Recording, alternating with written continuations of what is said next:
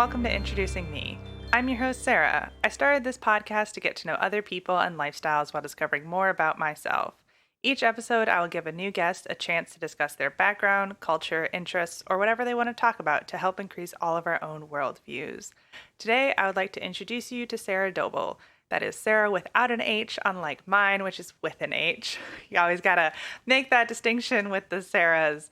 But Sara is here to talk a little bit about herself, but really she is here to talk about her job because she works at a zoo. And as we were talking before, I'm like, every little kid, wants to work with animals, and she has made that dream come true. So I'm super excited to hear a little bit about that. So Sara, why don't you go ahead and say hello?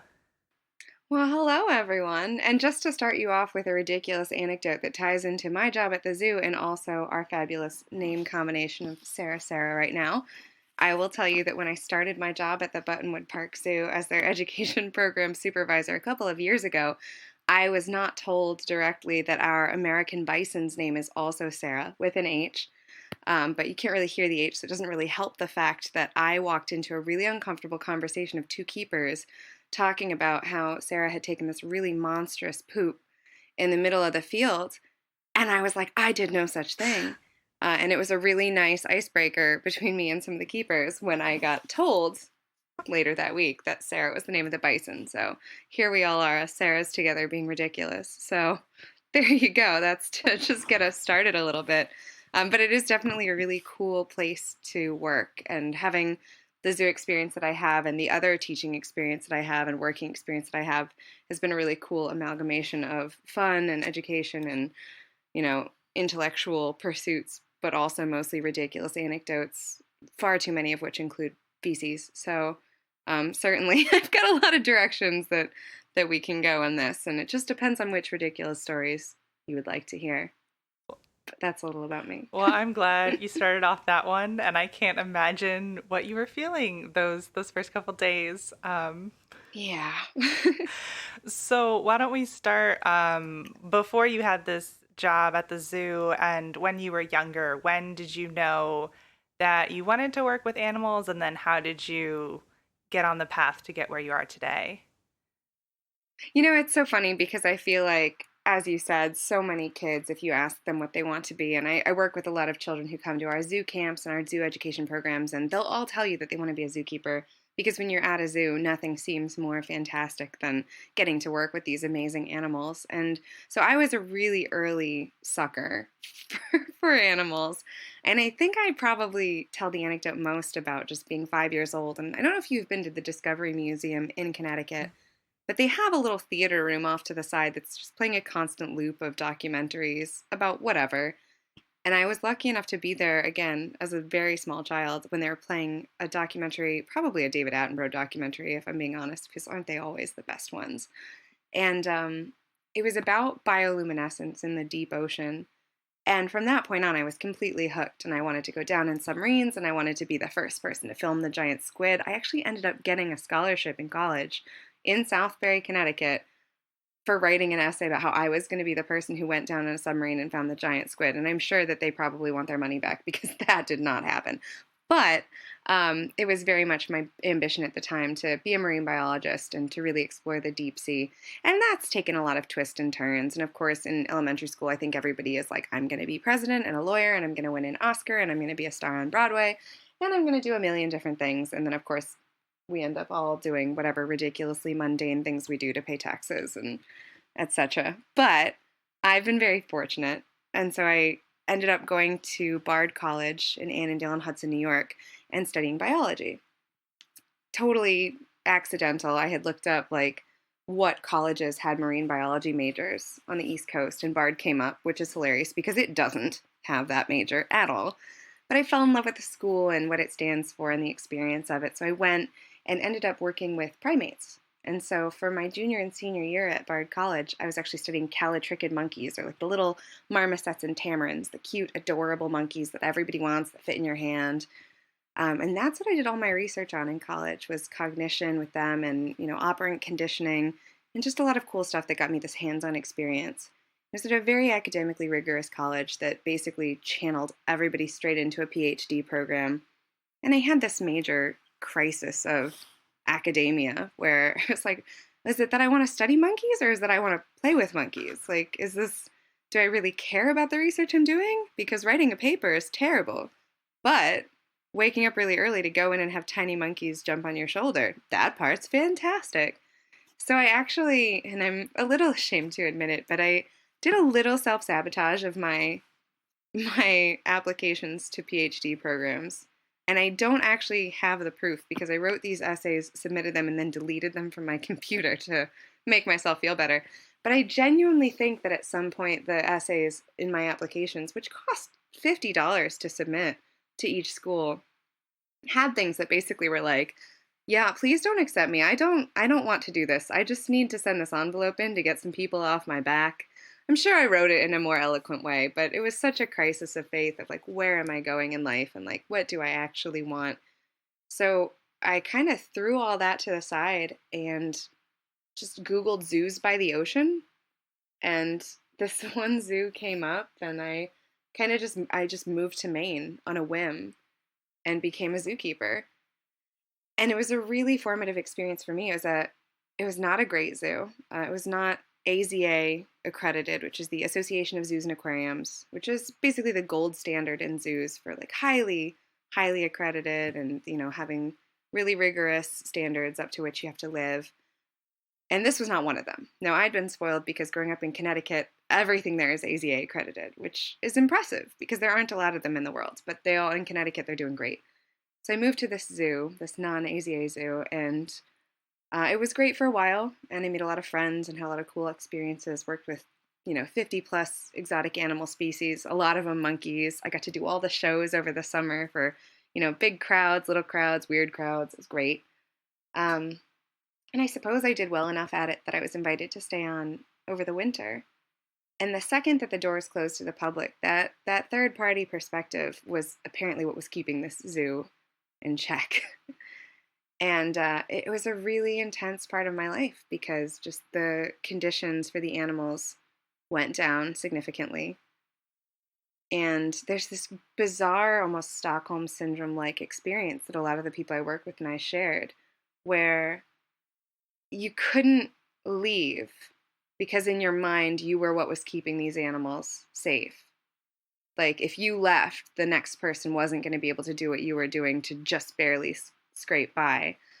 And so we all had this very weird sort of like brainwashed experience of like, oh my God, I can't leave and I can't report them because they're not AZA and what'll happen to the animals. And, um, it was just a really crazy time for me that, while I was in it was really horrible. And certainly I do feel for the animals still, but it was what kind of pushed me to say like, I can't be a part of this. Like I need to not be enabling this behavior. And I couldn't do anything to stop it per se because I knew that if I reported them, the animals might be put down or they might be sold or they might be, given out as pets or something. So I kind of just had to say, you know what?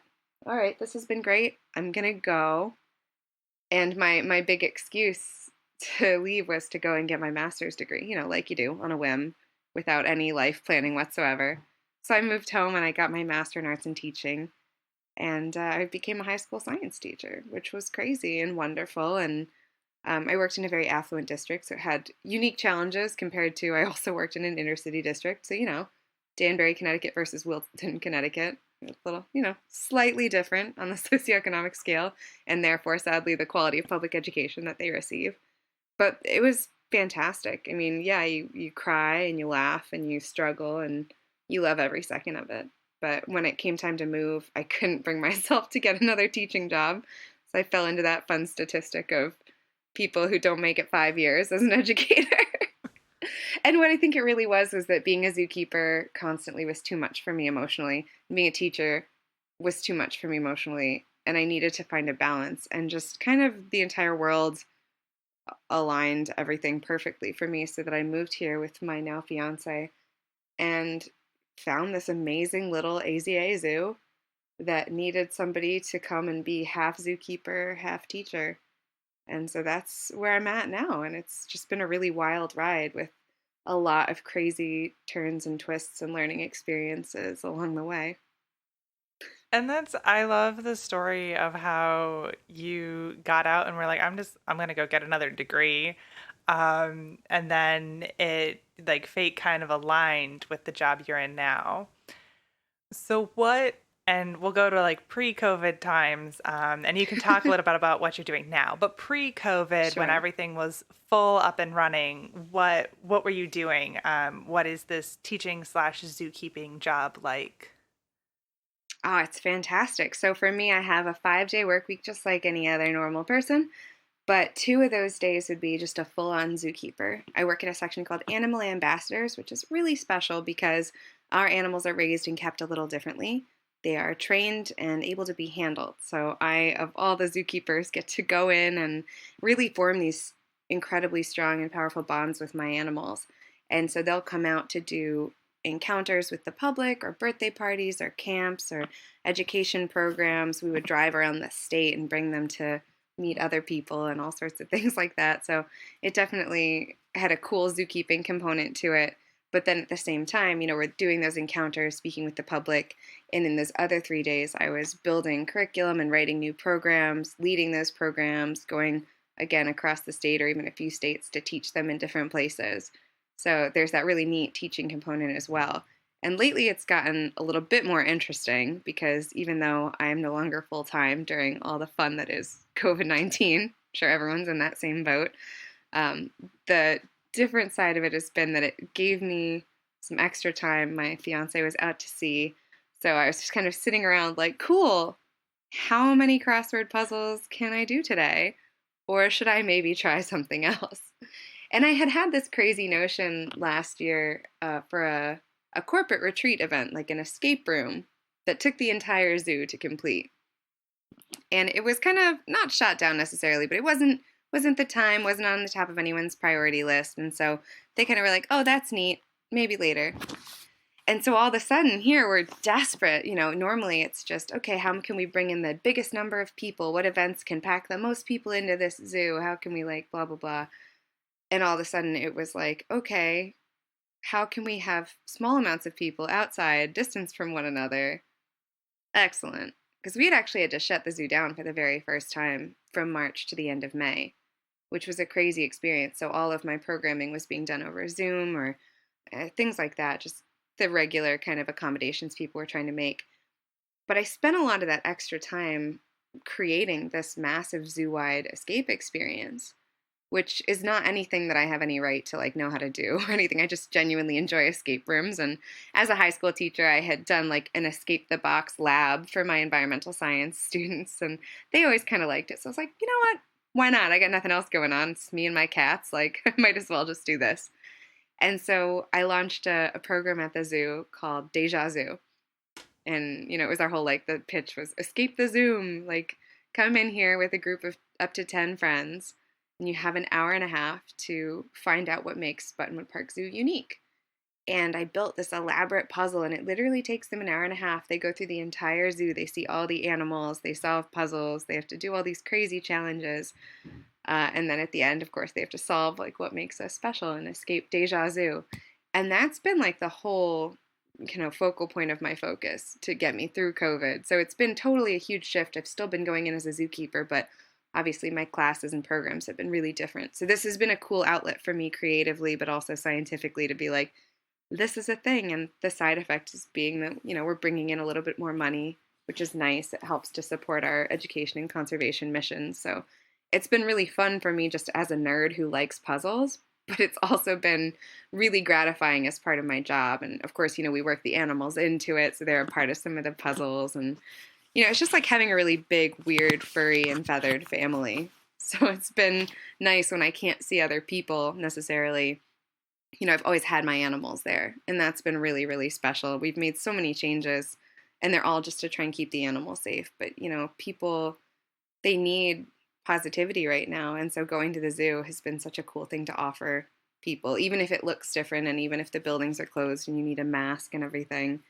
I had to run summer camps through a computer all of a sudden. And when we started bringing them back on, there's nothing cuter and more ridiculous than a bunch of 5 and 6-year-olds with their little, Anna and Elsa masks or their baby Yoda masks, just so excited to be somewhere and see someone and get back into what life kind of used to be like. And honestly, some of them have even forgotten what it was like to not wear masks and to not be in small groups. And I went from being like the director of this big program where I got to hire counselors to it's just me surrounded by small children, like singing the hello song every morning. It's been a bizarre shift, and I never thought I'd be here, but I love every second of it. It's ridiculous. So it's been a cool transition between not only just the other jobs I've done and this one, but what this job has sort of had to morph into. And I think I'm an obnoxiously strong enough personality that when these openings come up of like, well, we don't know what we're going to do. Anyone have any ideas? I'm like, what if I did this crazy, ridiculous thing because I want to and you're desperate? So there have been some silver linings for me during COVID that I've been crazy enough to take on because I can.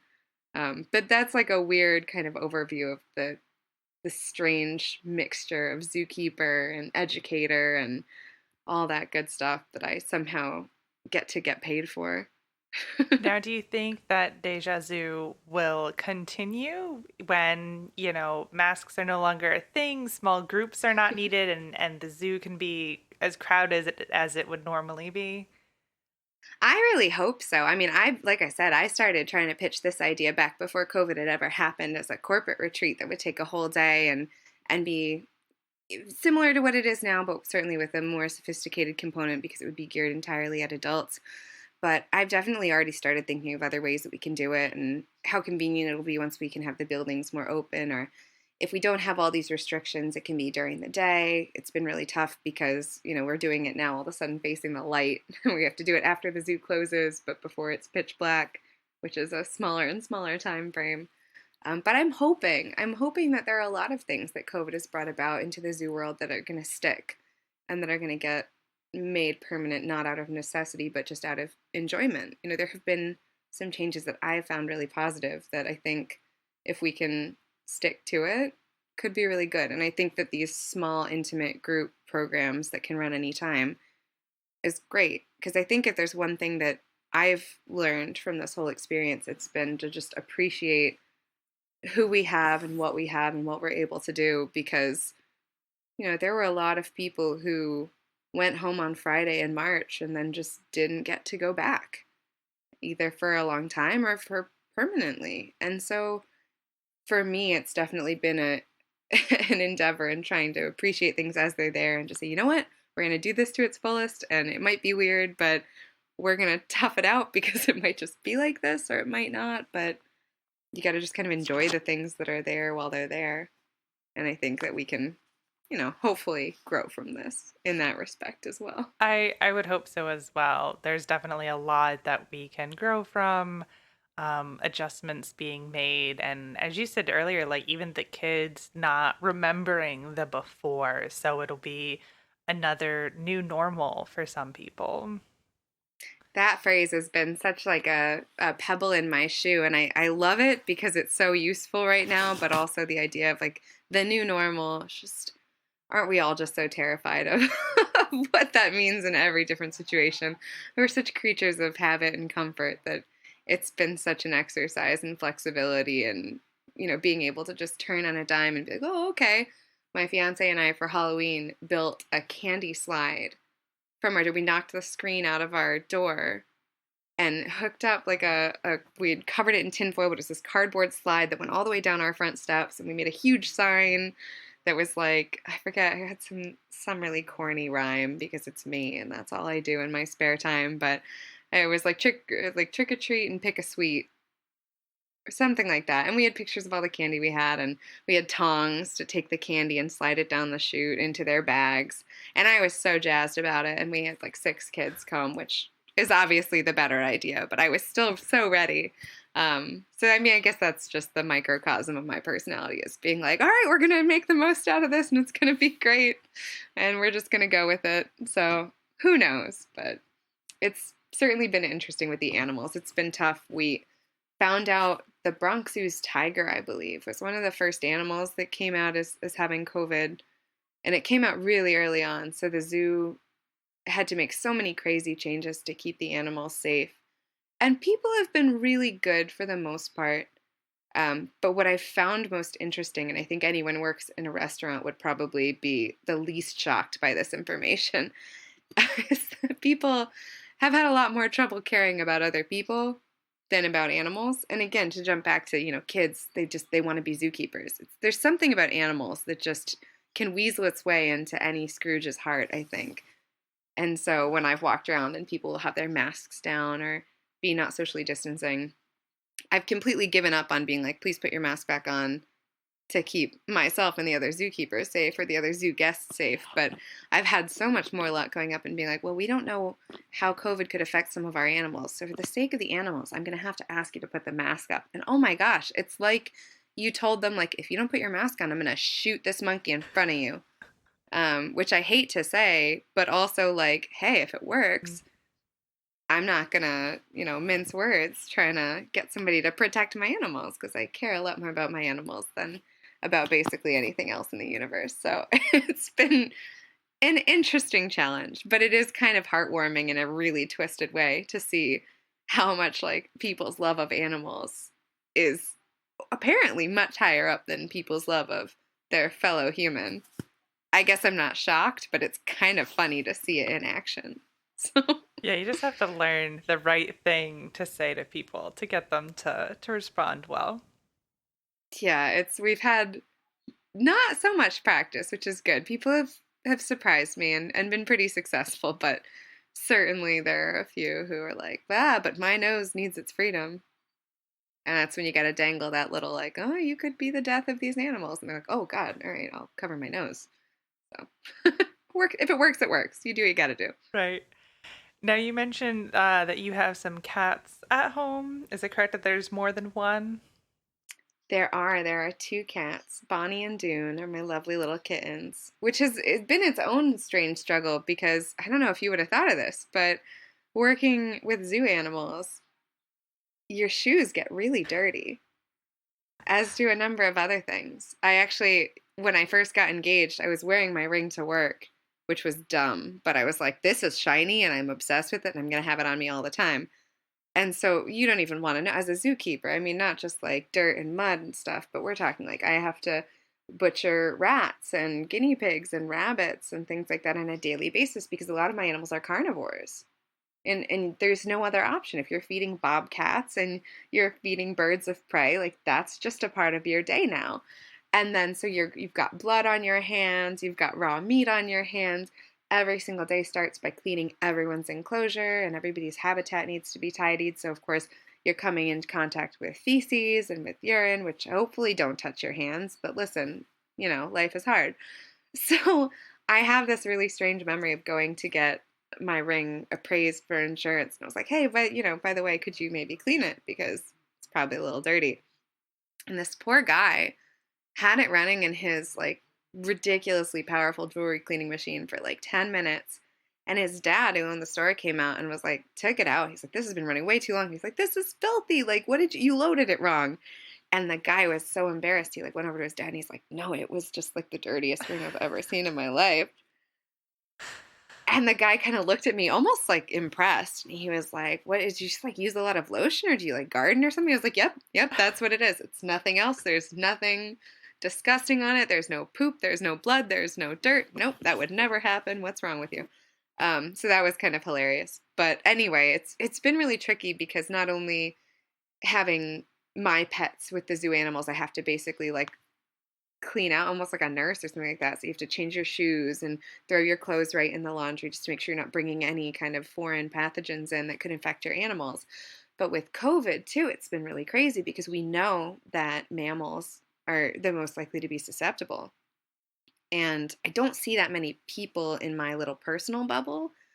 But for instance, our Halloween event, Boo at the Zoo, did incredibly well because people are desperate for interaction and experiences. So we did all the things right that we could for guests. They had their masks on, they were socially distanced. We had the candy stations, like the one that I set up at my house. Definitely stole that idea from the zoo. We had timed entry, so we did a great job for those people. But at the end of the day, even if our guests only saw 40 people in their experience at the zoo, I was there all day. So, my brother and sister-in-law who live in Montreal right now got locked down to the extreme by their government, who was saying no guests, no leaving the country, no nothing. And on my first day working at Boo at the Zoo, I saw around 1,400 people, which is a little interesting to Hmm. compare. But then on top of it, you come home and you worry, I've got these animals that rely completely on me. I've got people in my circle who, I'm putting kind of at this risk. So it's a really strange circumstance. But yeah, I've got my lovely little cats who I've been obsessively trying to protect from the world these days, my little indoor kitty cats. I also have a leopard gecko that I acquired from a high school student because we love high school students who get pets and then go to college and their parents are like, no, that's not coming with me, no. So I adopted a leopard gecko that had been like just left at the high school. And he's awesome. And I also have a parakeet because you got to just keep your life interesting, right? Right. I'm just surrounding myself with all the animals. It's so ridiculous, but I gotta say, there's nothing in life that makes me happier than animals. We even have a personal vendetta with a squirrel that lives in the tree next to our window, and it's like a daily battle of Dennis the Menace proportions between my fiance and this stupid squirrel that just hate each other. But I love it. I think it's the funniest thing in the world. I would fill my entire life with animals. I'm trying. I'm doing my absolute best, but I still like anytime I travel somewhere, the first thing I'm like, oh, do they have a zoo? Can we go? As if that's what a normal person does is like, oh, I left my office and I have a long weekend. Are there offices here? Can I go see the offices? I love offices. It's fantastic. But it's that magic, that animal magic that keeps coming back up. And I don't think anybody loses that. I think you could take the grumpiest person in the world and like show them a cute puppy and they're like, okay, that's nice. I like that. But that could just be me. Who knows? Now, are you planning to get more animals at home, or are you like good with what you have? No, I'm just gonna keep adding to the collection. It's this very strange, like adulty type scenario where I've had to basically create the calculus of my life clock here. So, assuming that my wedding still happens as planned at the time frame that I had hoped before COVID, yeah, then we're looking to maybe get some dogs. And we can just make life even more crazy and hairy and disgusting, but adorable, right? It's good they're cute because they can be disgusting, but it's worth it. We still love them. So so yeah, hopefully we'll add more to the menagerie, but who knows? Humans will be included in that, so at some point I suppose they'll have to take precedence. I hear they're expensive and demanding for at least the first 18 years, so we'll see who fits where in the puzzle of life. Yeah. So does your fiance also love animals just as much as you? That he's good with all of these animals in the house? Absolutely. And it's the strangest coincidence, but his sister actually was a zookeeper at the Beardsley Zoo. And so I think there's something to be said for just like animal people kind of attract one another because I know more zookeepers than most people, being one, that I get to at least count my coworkers. But outside of my immediate circle of coworkers at the zoos and the aquarium that I worked at, I can't say as I've met anyone random who was like, oh yeah, I'm a zookeeper. That's what I do. Like I know the zookeepers I know because I'm a zookeeper. So it's really funny that if I stop and think about like, well, who's the only other zookeeper that I've ever met outside of my immediate like working or learning sphere, and it happens to be my fiance's sister, which I think is just a fabulous like sign from the fates that like, oh, this works out. These are similar people. Let's make this happen. But he loves animals, and he's grown up in a family that certainly has enjoyed animals as well. So his dearest ambition is to just secretly steal about half the animals from my zoo, which I've assured him won't happen. But it's very tempting. We have baby red panda right now, Kodo. She's the cutest thing you've ever seen in your life. We have the smallest species of deer in the world called Chilean poodoo. Those are ridiculous. He really likes our beavers. We have some really cute beavers. So he just slowly hatches kind of Pinky in the Brain-esque schemes to steal a number of our zoo animals. And thank goodness none of them have worked. To be fair, none of them have actually been enacted. But there have been sketches involved. There's been a lot of talk. So I just have to keep, checking his backpack anytime he goes through New Bedford and be like, did you steal a zoo animal today? No? Okay, good. But I think he's a little jealous because he's got like an actual real adult person job. So for me to get to run around with, zoo animals and sing song with toddlers and make toilet paper tube, craft skunks is definitely, I think he's a little jealous. He loves the animals. Although I did come home with some really interesting cuts on my hands yesterday, which I have to tell you is the cutest injury I've ever sustained because I had to trim our two striped skunks' nails. And if you've ever trimmed a skunk's nails, which I'm sure you Of have, course. because haven't we all? They have very, very long nails, very similar to like cat claws. And, you can sort of see through them, but basically you have to get them to sit still. So you have to kind of scoop them up and put them in your lap in that little like baby seated position. And, you can spread their little nails apart and trim their claws. So my little skunks are sitting there like little human babies in my lap with their little hands over my hand. And of course, because I was in the process of cutting their nails, which were pretty long, I have the cutest little red marks on my hand from them just kind of like, oh, okay. But that, I mean, it's like, what better injury could you possibly have than one that involves you getting to tell a story about how you cuddled a skunk? I mean, I don't know if you've ever seen a skunk up close, but they're ridiculously adorable. We've got a bunch of animals that are in our animal ambassador collection. Most of them have been like orphaned or injured or something like that, so they're no longer able to live in the wild, and so they come to us. And all of our animals by default have to have the right temperament to be an animal ambassador, which means that I have the nicest, sweetest, smartest, most wonderful animals in the world. Definitely not biased. That is a scientific fact. Look it up. My animals are the best animals. But it's been really fun for me, especially because so many of our animals people fall in love with immediately. We have screech owls, red-tailed hawks, just really cute fennec foxes, things that no person with a heart could look at and not love. But what I really enjoy is we have an opossum. We have our two skunks. And the skunks are super cute regardless, but people are really nervous about their spray. So it's been really fun to sort of educate people about these animals that they have this innate kind of like, oh my God, run away, which is totally the right reaction, by the way. If you see one in the wild, leave. But they're really just sweet, gentle creatures, and it's been so cool to introduce people to that side of them. And then my favorite is probably our opossum, because people have this horrible impression of opossums, which in my mind are one of the most incredible animals in the universe, because a single Virginia opossum has a lifespan of only 2 years. But in those 2 years, they'll eat up to 5,000 ticks a season, because that's like one of the number one things that they eat. Because they're so fastidious at cleaning themselves, they almost never get Lyme disease. Their blood temperature is so low that it's almost impossible for them to get rabies.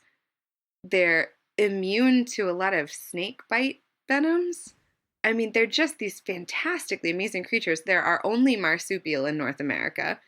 They keep their babies in a pouch, just like their very similarly named but not closely related friends, the possums, over in Australia. And they have the most teeth of any North American mammal.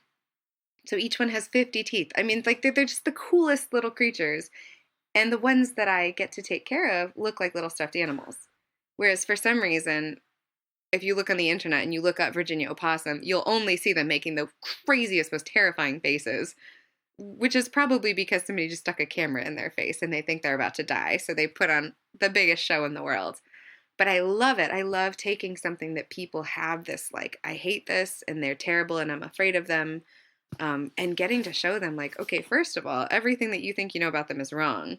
But also, let me tell you, above and beyond that, not only are those things not true, here's a bunch of true stuff that makes them one of the most important parts of our ecosystem. So for me, like, I learned a lot of this stuff after starting this job.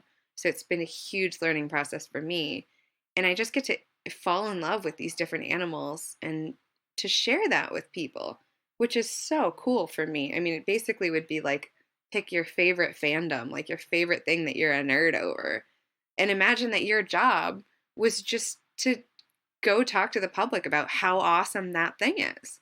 It would be like if I got paid 5 days a week to just go find people and be like, but listen, let me tell you my favorite part about Harry Potter. Let me tell you why these characters are so neat and nuanced. I mean, sure, some people would be interested in listening to that, but it's like a pipe dream. Nobody's going to pay you to do that. And yet here I am with all these amazing animals that I get to work with And I get to tell people about how cool they are. And because they're my animals, they have names and they have stories, so I get to really like get people into these animals, and everyone's excited about animals. So you couldn't have a more captive or willing audience. So it really is just a miracle that I somehow get to do this and people give me money for it. But I guess some people just have all the luck, and I guess I'm just one of those people because that is what I do as a job. And it sounds like so much fun, and it sounds like you're doing a lot of good things, and I'm sure that like everyone who comes loves all the different activities. So you mentioned that originally you had wanted to, deep sea exploration. So would you ever go to working for an aquarium more full time and work with aquatic animals, or are you, since, spending the time with the monkeys, forever going to be a zookeeper? Oh, the monkeys. I miss the monkeys because my animal ambassador section really is not ideal for primates. They really shouldn't be handled to that degree. So we have tons of monkeys that I get to go and see and fall in love with every day. We have new little baby monkeys that were just born that melt my heart that I go visit. But I don't really get to work with them like I did at the other zoo. However, now that you bring it up, I did actually start my career in college at the Maritime Aquarium in Connecticut. So I have worked at an aquarium. Granted, it was as an educator, which was a weird theme. I had never intended to be a teacher, and it just followed me everywhere I went. And I finally just threw in the towel and was like, apparently, this is what I should be doing. And what a wonderful choice that was to finally listen to all of my subconscious decisions because I love teaching and I think it's a lot of fun. But I did work at an aquarium and it was great. I do love aquatic animals still. I will say that the monkeys, yeah, have just ruined me for working at an aquarium. I can't. I have to be near monkeys. And living in Massachusetts, you really only have one option, which is going to a zoo. I will say though, when I moved to Massachusetts, it was not with any particular job in mind, and it certainly wasn't with this zoo in mind. So when we moved here, it was just because we were ready to buy a house, and it's an area that my fiance loves because it's near his college, and it's an absolutely wonderful area anyway. So I'm really excited about that. And when we got here, I had a lot of options, and I was kind of desperate because I needed to find a job. I had just left my teaching position, and I wasn't ready to jump back into it. I kept my certification up as a backup because I did love it. But I started looking back into kind of animal husbandry and things like that, and even the education side, which is where I again always kind of find myself slipping in because it is something that comes very naturally to me and that I really genuinely enjoy doing. But I looked at some animal rehabilitation centers, both as a rehabber but also as an educator. Um, I was offered some jobs that I didn't end up taking, as you might have guessed. And certainly looking into like Massa Audubon, which is a fabulous program that has sites all over Massachusetts and has had up until this past year a really excellent education program as well. Unfortunately, they've taken a huge hit because nonprofits don't necessarily do particularly well when money stops happening. But definitely Mass Audubon was a place that I'd always thought, oh, that would be so cool to work there. I even am close enough to Woods Hole that I was sort of sneaking a peek there to see, oh, maybe that submarine thing could still happen. But alas, PhDs are apparently important to scientists. Who knew? I would love one day maybe to get a PhD, but I'm embarrassed to say it would probably just be to sound fancy. I really don't love writing long papers, so it may not happen. But I definitely was sort of tempted back living as close to the ocean as I do into that ocean world because I find it so fascinating and so mysterious. I mean, it's like watching space documentaries to me. Like watching an undersea documentary is just a whole other world that we know so little about. So I'm always fascinated by it. And, every time a new documentary comes out, I have to watch it. And I'm just like, oh my gosh, this is incredible. I wish I could do this. But at the end of the day, you basically nailed it. Like, monkeys have just ruined me. I have to play with the monkeys. And I suppose I have to play with the apes too, because all the kids that I work with are so funny and ridiculous and rewarding to work with that I don't find myself terribly tempted now that this job came up. And I will say that if there's anybody listening to this that is having trouble finding a dream job, I have to pass on the best advice I've ever gotten in my entire life, which is from my sister-in-law. Because I applied for a job at this zoo before the one that I got. And I did not get it. I did not even get an interview for it. I got an email that said, we're sorry, but the position is full and like keep your eye open. And I kind of just hung up the towel and was like, all right, well, that's that. I gave it my best. I was applying for a lot of other jobs and I was, in the higher rankings for some of them. So maybe that was going to happen, maybe not. And my sister-in-law was like, if this is something you really love, like just send them an email and ask to go in and talk to the person who would have been your boss and just see what it's about. She's like, the worst that they can say is no. And I was like, well, I suppose that's true. So I kind of plucked up my courage and wrote an email to the woman who is now my boss and just said, you know what, I understand you don't have any jobs open, but I love what you guys do. And I'd be really interested to hear more about it and to talk to you about the path that you took to get where you are, just as a sort of informative experience for me and if it wouldn't be too much bother for you. And she got right back to me and she said, that would be wonderful. Let's schedule a time you can come in and we'll just talk for an hour. And it ended up basically being an interview for a job that didn't exist.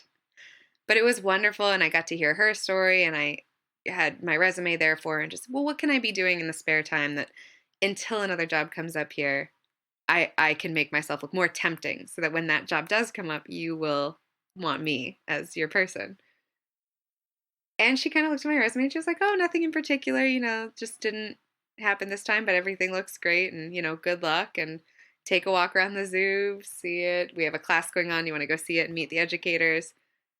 And it ended up being just a few weeks later even that she sent me an email and she was like, hey, we actually have a job open, which was originally going to be listed as the same job I had already applied, for which I had already applied.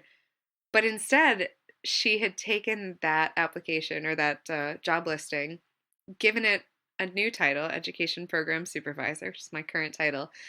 And I swear to you, the requirements for the job were, I think, taken almost directly from my resume.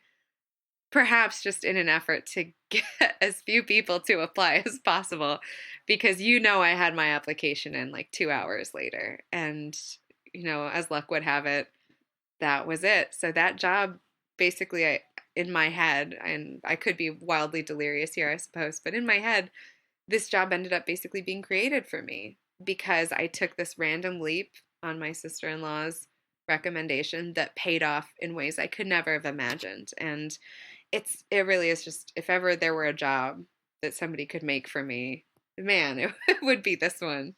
So it was really cool. And I try to tell people that all the time now of like, you know what? What's the worst that's going to happen? Like, best case scenario, you go and meet this person for an hour and then they create a job specifically for you and give it to you a few weeks later. Worst case scenario, they can say no. Definitely worth it. So I like telling that anecdote just in case it inspires somebody to take a similar jump and hopefully have it pay off in a similar way, because apparently it works sometimes, as I am living, breathing proof. So who knew? Yeah, and it is good advice, and especially in like the world of nonprofits and where volunteerism is an option, like getting your foot in the door some way. And for you, that was literally meeting with the supervisor will go a long way. Sure, it's really crazy because as much as everybody I find wants to work at zoos at some point in their life and wants to work with animals, whether it's a realistic dream or just like, wouldn't that be so cool to work with these animals?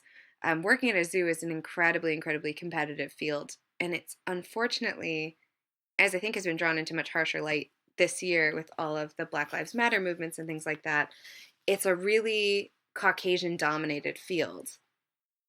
And it's really unfortunate because I can't say that I know a single zookeeper who doesn't have a crazy amount of unpaid internship experience, myself included.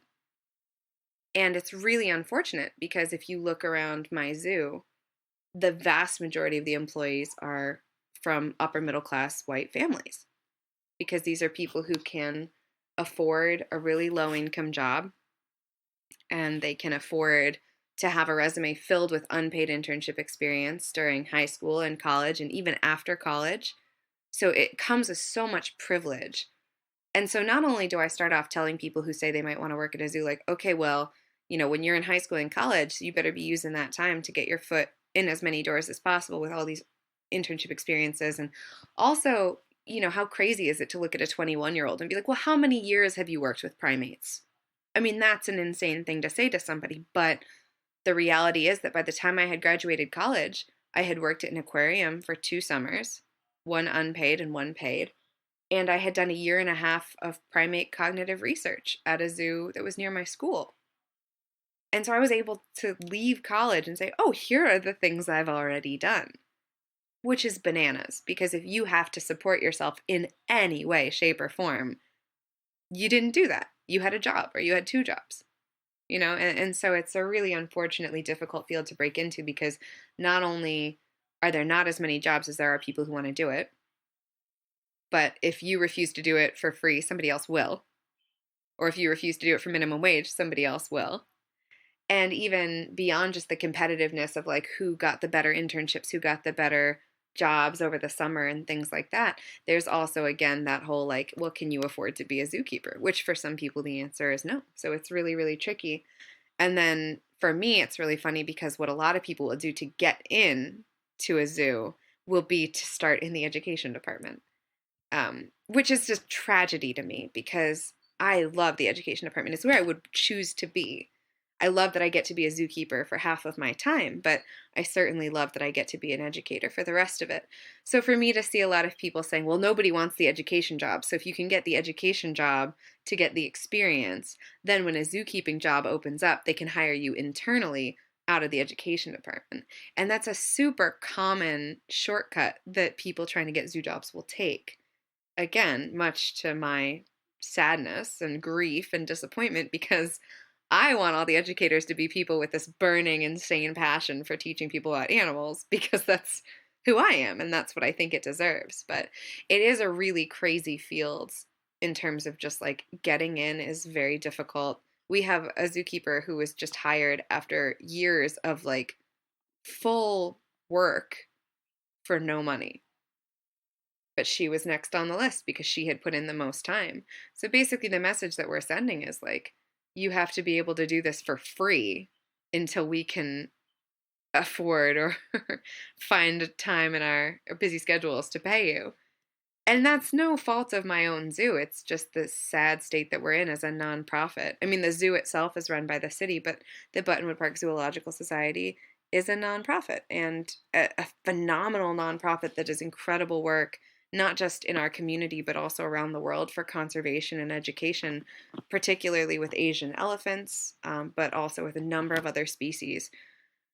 But it's just, that's where the money is going. We're trying to, not to put too fine a point on it, you're trying to save the world at some point. And so, yeah, if you can get people to come in who are willing and happy to come in and clean up after your animals for a couple days a week. I have these incredible interns right now, and they all want to be zookeepers. And right now, they're working other jobs or they're finishing their education. They're coming in and working with me for free. They're being paid in something they can write on their resume and a skill set that they now know how to do. I'm sure they would all say it's worth it, but it is definitely an interesting conversation to have on a larger scale where it's like, there's definitely an issue with the fact that we have this really elite and kind of private and insanely competitive culture. Not necessarily because anybody wants it that way. I mean, certainly we go through a lot of effort to make sure that we can diversify our intern pool, and we have a conservation keepers program that's a paid version to try and bring in some people who deserve to have this experience but can't afford to have this experience. But I think that this year especially has brought into a really harsh light just how much work there is still left to do in the zoo field to try and even the playing field, because this is not just something that upper middle class people should get to do or that just white people should get to do. I mean, these animals are incredible, and there's this massive untapped resource of potential in communities that just can't afford to give away their time. So it's really been interesting. And I know I've gotten really off of the original question, but I just think it's so important to look at, especially in a field that I adore, but to say, like, listen, we can be doing better. We can be including way more people and tapping into a lot more resources of, this potential out there. So it's something that I always try to find a way to bring up because I just think it's so important to see. And it is important, and I'm glad that you shared that and that you also are aware of what's happening, and to also hear that your zoo is trying to do things about it and give opportunities to people who might not have gotten them because they can't afford them. Now, before we wrap up, because we've been talking about animals this whole time, I do want to ask like a quick personal question. Sure. And that is simply just how you and your fiance met. Because you mentioned that you moved with him because you bought a house, but we haven't heard his Yeah. name and we don't know, how you two got to where Oh, you are. goodness. Well, that is a very funny story, actually. And I like to think that it's a romantic story, but it starts off the way that I think so many millennial love stories do, which is online. So we actually met on eHarmony, which was incredibly fortuitous because I had been on and off of dating sites for about 5 years, probably at the time. And I had had a handful of boyfriends who increased dramatically in quality over the course of the three of them, I would say. So it's all building up very important learning experiences along the way, but luckily, got me to where I am now. And much to my annoyance now, although it's adorable, Kurt, my fiance, Curtis, he signed up and I was in literally his first batch of matches on eHarmony. Like genuinely, literally first one. So I basically was just waiting for him to show up. And it was really lucky as well because he had had his preferences set to anywhere in the world. And I, myself, being the crazy homebody, said, like, maybe in 50 miles, maybe that would be okay. And just luckily, he happened to also be from Connecticut. So we were matched up in that way. And he was out to sea. He was off the coast of California at the time. He's a marine engineer. So he was on a ship. And, he was, what, 3,000 miles away. And I just was like, not having it. So we met and we got to talking, and I was like, that's great. This guy's so fun to talk to. I hope I'm not leading him on. But at the end of the day, like, I'm not going to date the guy on the boat. And my mom makes jokes about it all the time because here I am about to marry the guy on the boat, which was the only name she had for him for a very long time. And it actually ended up being that I was, meeting other people on eHarmony and comparing them to him. I was like, well, this guy's not as fun to talk to as the guy on the boat, so why would I date this guy?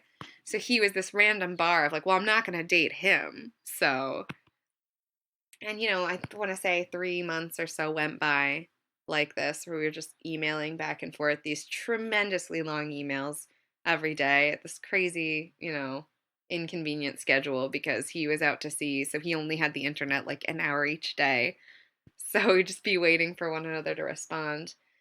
And it finally got to the point where a couple of really nice guys all of a sudden had started talking to me, and I was like, oh, hey, there you go, all right. And they all kind of simultaneously were like, oh, do you want to get coffee? And I took a pause and was like, you know what? I can't. I'm dating someone. And they were all kind of like, well, why didn't you mention this before? And I was just like, I didn't know until right now. So poor Kurt, I gave him a call, and he was on this crazy road trip back, and the Jeep he had just bought in California, driving it cross country, stopping at all sorts of national parks and one Weird Al concert. Uh, and on his way back, so I just called him and I was like, hey, I don't want to freak you out, but I just canceled a couple dates and also my eHarmony subscription, which, to be fair, was about to expire like in a couple weeks. So it wasn't some big dramatic gesture. I just kind of was like, hey, just so you know. And he rightly so was like, okay, cool. I'll call you back. And hung up, and I'm like, ah, great, I freaked this guy out. And he calls me back like 20 minutes later, and he's like, hey, so I deleted mine too, which was dumb because he's a guy, so he had paid for a 12-month subscription for oodles of money and had just canceled it with no refund or anything to come see me, a person he had never met, ever. And luckily for him, as you might have guessed, it did end up working out. But it was very cute. We had a whole like weekend date planned to drive up to, you guessed it, the exact town that we live in currently, for like a nice romantic first date weekend. Which is funny. We actually ended up staying at an inn that's now about a 5-minute walk from our house, which is pretty cute. But we couldn't even wait that long because he got back on a Monday and we weren't going to leave until Friday night. And so we ended up meeting at a Panda Express, which is his favorite. I've never had it before, so we used to joke about it all the time. We're like, oh, we're gonna go to Panda Express. So we met at a mall, Panda Express, and that was it. And we've just been together ever since. And it was especially cute because we got engaged a few years ago and ended up going to a Panda Express to celebrate as just sort of a silly thing. And I this is gonna sound so fake, and I promise you that this is true, but I like got my fortune cookie, with our food. And I was like, this is going to say something perfect. I just know it. I have never had a fortune cookie say anything that wasn't stupid in my whole life. I mean, it's only fun for me when you do like the ad in bed after it and it's funny. It's no they're always stupid. And I'm not even kidding you. I opened this fortune cookie on the day we got engaged, almost 2 years ahead of the date that we're supposed to get married. It's all just very lovely. And it said, today is your lucky day, which I just thought was the coolest thing ever. And I keep it in my wallet with me because you have to. You have to keep something like that. And I just thought it was like the dumbest, most perfect thing ever. So now there's this ridiculously tacky food chain that to me, like, is just, the shining light of I see it and I'm like, oh, we gotta go get Panda. But I just think it's really funny. So that's our crazy story about how we met. But you know what? It ends up being very sweet because I think at this day and age, people are going to basically have to meet online because where do you even meet people? Especially in COVID. I know so many people dating during COVID and I'm like, that sucks. I'm sorry. How terrible. But, for us to have met and not just to have met and started dating, to have met and to have been long distance pen pals for 4 months before we ever met. I mean, it was basically just like every day was a struggle as we got off the phone to remember not to say I love you to this person we'd never met in person ever. And when he's shipped out since then, he had come home for about 2 months and we started dating for those 2 months and then he had to ship out again for another 3 months. And this time he had to go, across the world, so 8,000 miles away in the middle of the ocean to an island I've never been to. It was just a crazy journey of struggles and of long distance. I don't think anyone does long distance on purpose. And I've had so many people be like, I don't know how you do it. And I'm just like, I do it because the other option is to not be with this person, which as of now seems about as crazy as being like, well, I mean, couldn't you just go the rest of your life without oxygen? That seems doable. It's kind of the same thing at this point where it's just like, there's not anything that I basically wouldn't give up. And even if it means time apart from one another, which I think him getting stuck out to sea for 6 months during COVID was probably the breaking point. Maybe we're going to try and find some shoreside work these days. But I mean, if we can get through 6 months when the entire world has shut down, being apart from one another, then I think it's going to take a hell of a lot to try and keep us apart now. So who knows? We'll see. But that's our little goofy love story that involves way too much Chinese takeout. But I like it. I like it too. It was great to hear that story and hear a little bit into your life. Now, with all of my guests, before I wrap up, I ask them a random question that doesn't have to do with anything we've talked about. Excellent. So my question, I love it. My question for you is, it does not have to be specifically like Christmas related. Okay. But what is... Nobody else can see my crazy Christmas sweater, but you can, so you should know that it will probably be Christmas related. What is your favorite holiday tradition?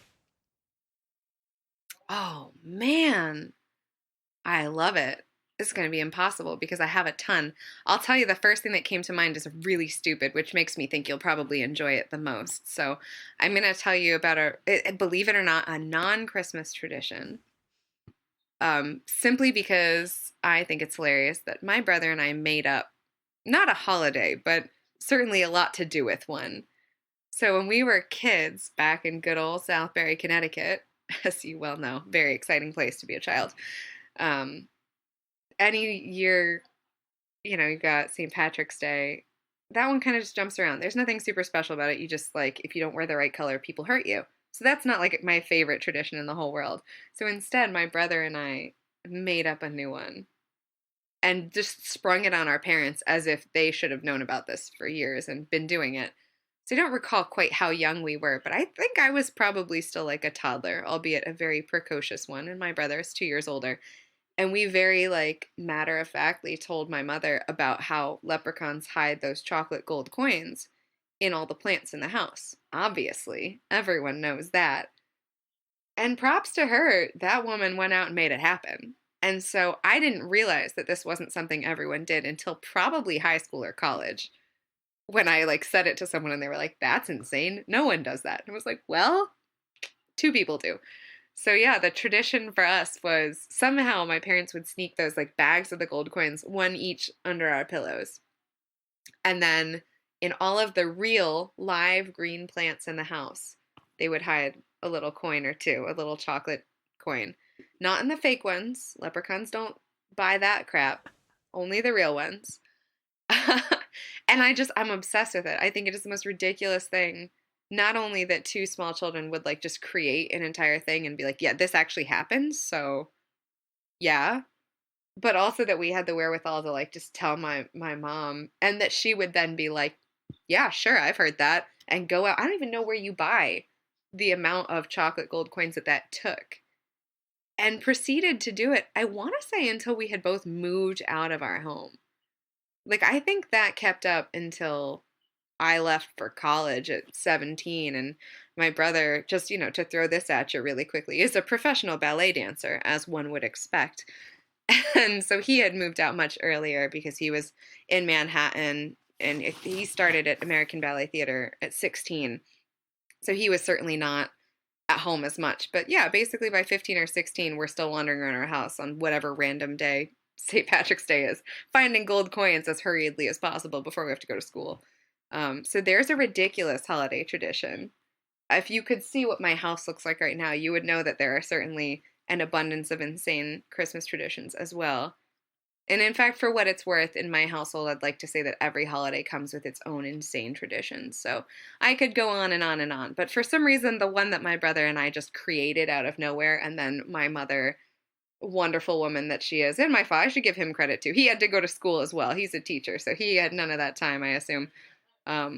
He was more the Easter bunny, keeping very, very busy on Easter. But yeah, the two of them, my mom and dad, just like somehow, without missing a beat, were like, yeah, absolutely. Of course there are going to be chocolate gold coins in every real plant of the house every random St. Patrick's Day. Yeah, uh-huh. So there you go. If you want to do that with your family one day, that's the totally true, not made up at all St. Patrick's Day tradition. It's written in the textbooks of yore. It's been going on forever and ever and ever since St. Patrick was around. And I assume that he is a saint because he hid chocolate coins in all of the Irish folks' plants, right? That's how that started? Something like that. Anyway, I've derailed a little, but hopefully you found that anecdote amusing. It's great. And I hope that when you have the kids and the dogs and the everything, that you have real plants that you can hide chocolate gold We're going to coins. have to keep the real plants up higher than the dogs, I think. So it's going to be a balancing act. But my parents pulled it off. So if they can do it, hopefully they pass down some of their St. Patrick's Day magic to me as well.